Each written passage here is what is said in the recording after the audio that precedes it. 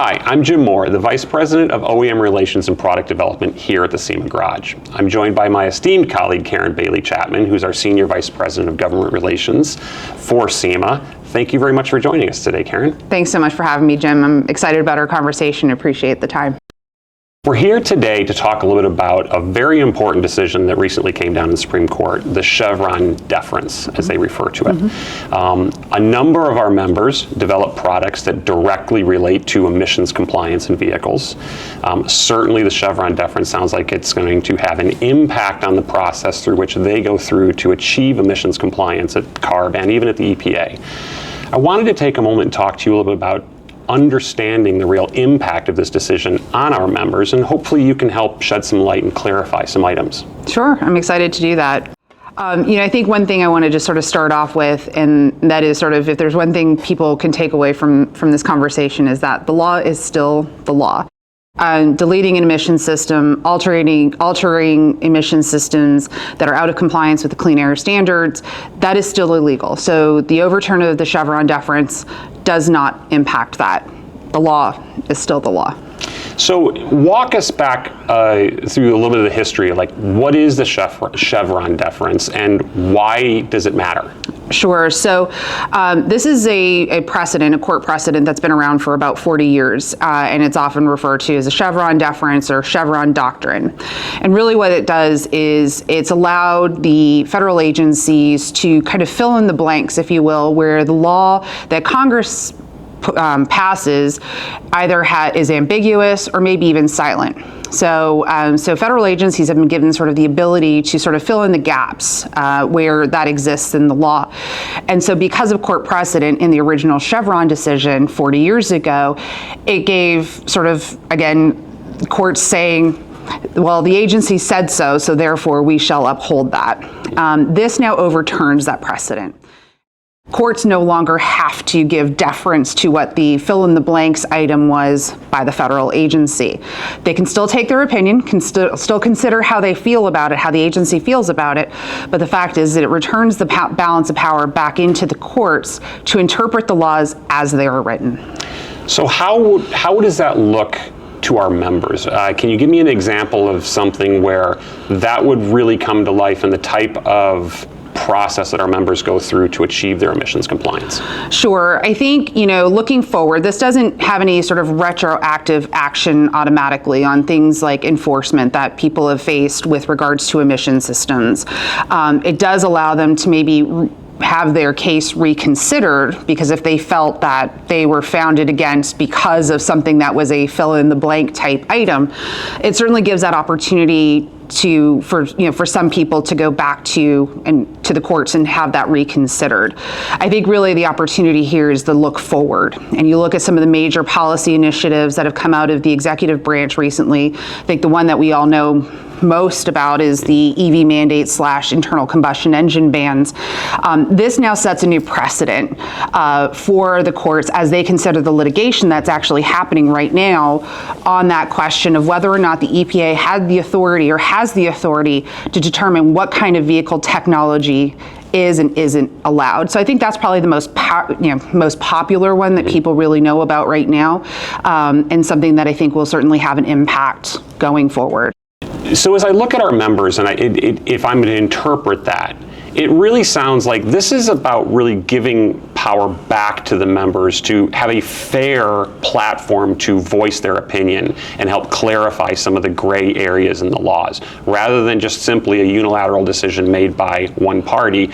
We now have an ability to actually engage in some debate about those types of decisions. Well, I think the debate exists in the First Amendment, so that's always a good thing and always protected. But really, when it comes down to the law is the law, it does return that question back to the courts. Anybody that's worked with a lawyer, they're very precise about the words that they use, and judges are that as well. And so it returns that back to the courts to interpret the law as written. The other part of it too is saying, okay, well, maybe there is a law and maybe we don't like that law. Or if the law is ambiguous and we need to have it corrected, then you go back to Congress to change the law. Obviously not a fast process by any stretch in either case, but it still gives it retains that power of the lawmaking part of government to Congress, the interpretation to the judiciary, and the implementation to the executive branch. So with more steps in the process now, do you anticipate there's going to be a let up in enforcement at all from the CARB or the EPA? Well, I think where CARB or EPA certainly have, I think, a case when somebody's openly breaking the law and publicizing it on social media channels. I think that's something that our members need to be cognizant of. Again, the law is the law.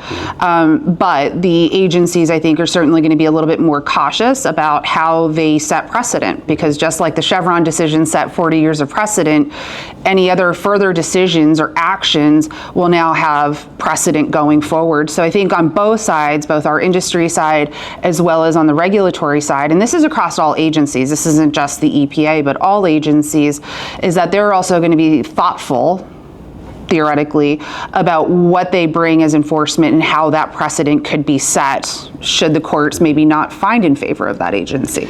So with a number of our manufacturers that create products that directly relate to emissions and emissions compliance and such, how do you see us adapting and changing or growing based upon some of these new regulatory shifts? So I think when it comes to our members who produce products that touch emission systems, compliance is still something that we highly encourage, and that's obviously what the SEMA Garage is all about, is helping our companies test the products and ensure compliance with whether you're going for a California CARB EO or you're operating under the EPA standards, which impacts the other 49 states. So compliance is still going to be your best friend when you're touching emission standard, anything that can alter the emissions of a vehicle, because at the end of the day, that's what's going to sort of help you stand up in court should there ever be a question as to whether or not you're selling a product that is illegal. So I'm glad that you brought that up, because when we talk about emissions compliance and how we, the SEMA Garage, help our members achieve that, we do that through a process called EO, Executive Order, which relates specifically to CARB here in California. We also have our SEMA Cert, which helps a member show that they are in compliance with the levels that the EPA has set as within or outside of compliance on a vehicle in the other 49 states. How will that process change? Like, is the value of those certifications any different today than it was yesterday or prior to this decision? No, look, I still think it's something that's still important today as it was yesterday, because again, we go back to the basis. The law is still the law. And so whether you're selling in the 49 states under EPA regulations, or if you want to sell your product in California, you still have to get a CARB EO. That doesn't change, and the overturn of Chevron doesn't change that. Do you anticipate any other services or tools that we as SEMA can offer our members to help them navigate this program? Well, I think obviously if you're a manufacturer or a budding manufacturer, whether you're a new or established manufacturer, I think your first call is to the garage. If this is a product that's going to touch an emission system, we've got great expertise with the team here, and it's really important. If there's other questions that sort of surround, we get questions about imports of vehicles from overseas. We get questions about low volume vehicles and how to comply with the federal regulations around low volume and specialized vehicles. That's also something you can always give us a call at the Government Affairs Office in DC to ask those specific questions, and we field those questions all the time. And on the flip side, when we see that there's a law, whether it's at the state level or at the federal level, that really is impacting our industry, and we do this obviously well beyond emissions regulations and legislation, members call us with identifying an issue, and we'll take a look at the issue and then go and act on it. And we've certainly done that several times.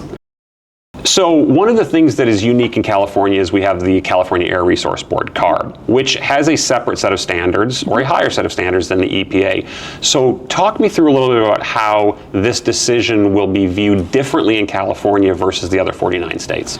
Yeah, I think, look, California's always had a carve-out when it came to the Federal Clean Air Act. California had unique pollution challenges, smog challenges when the federal government was implementing their standards. California actually predated with their own standards before the feds made their decisions.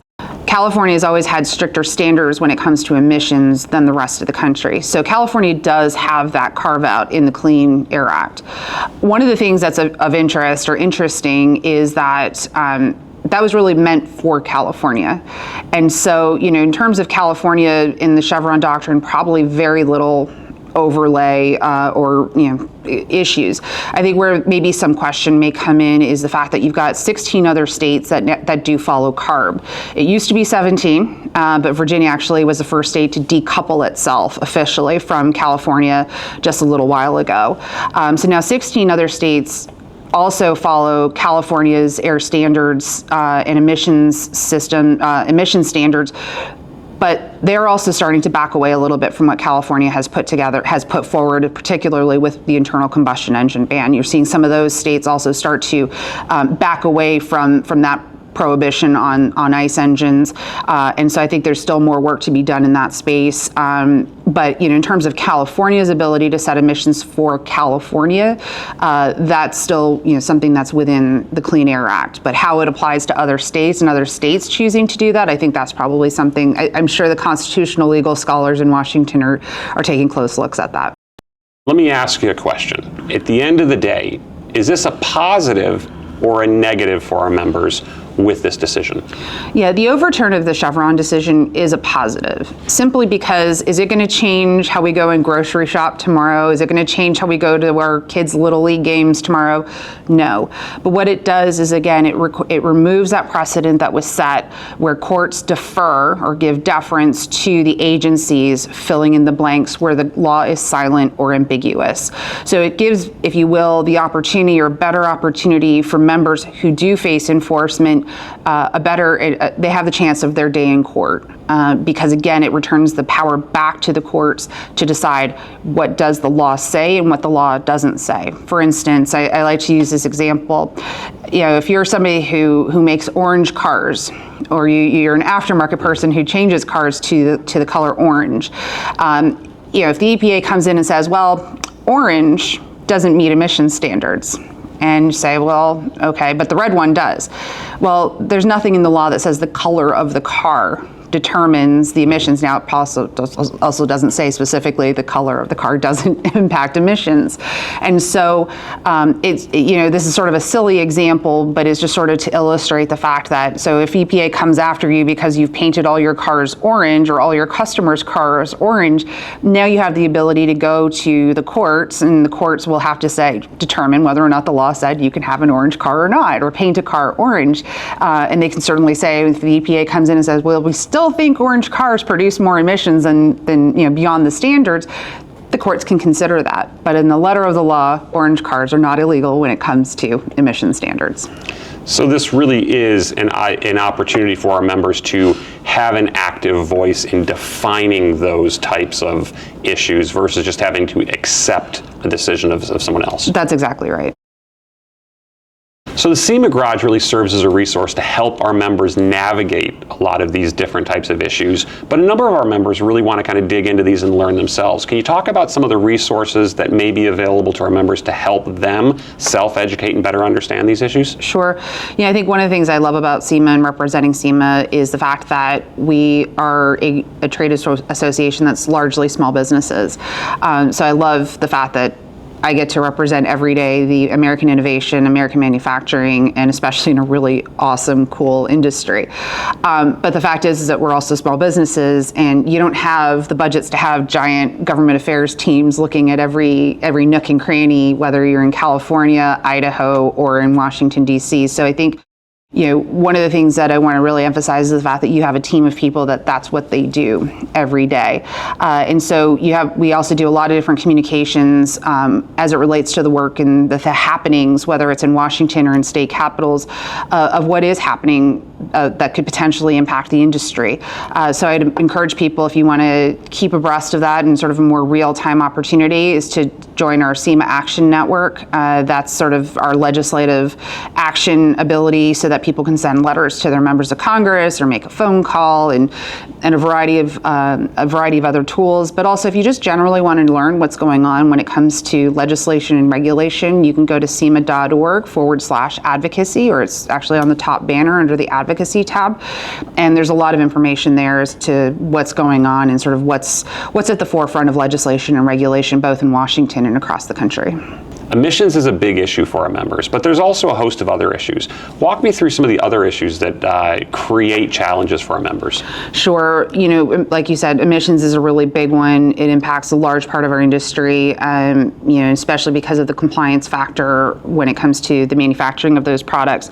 But there's also a lot of major other issues that we work on, the protection to continue to protect our right to repair and to modify our vehicles, the ability for us to continue for our off-road community to continue to access our public lands and continue our OHV. The other part is converting a streetcar to a race car. I mean, that's where some of our big issues with SEMA started several years ago, is when the EPA made the suggestion that you can't do that. And again, silent and ambiguous.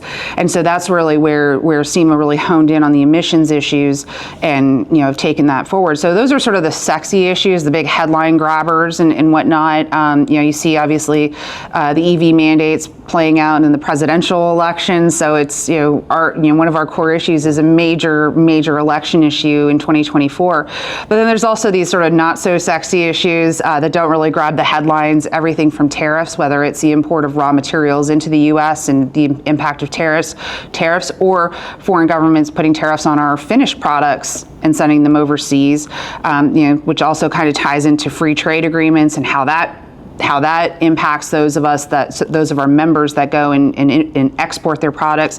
It's even things like tax policy, which is kind of my niche area, but certainly not any fun at a cocktail party. But tax policy, things like R&D tax credits,